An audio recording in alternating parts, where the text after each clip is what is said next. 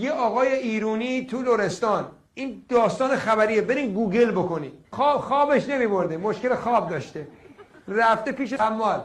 بالاتر این یارو رمال بهش گفته که تو باید بری مردشور بدی، مردشور غسلت کنه، کفنت کنن، بخوابی تو قبر یه شب، بعد دیگه خوابت میبره. این رفته مردشور خونه، به یارو گفته که منو بشور. یارو گفته برام بس غسلت میدم. داشته مرده میشسته.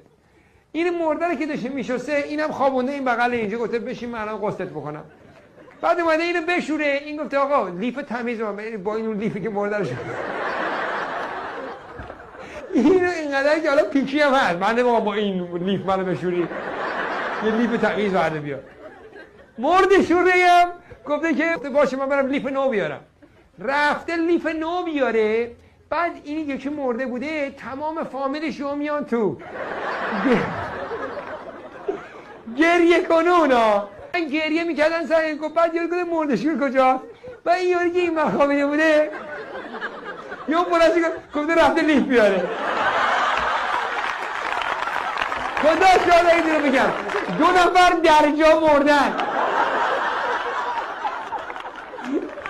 یه نفرشون سکته کرده مرده، در جا سکته زده مرده.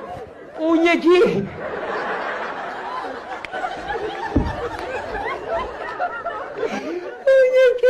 پاش لیز خورده،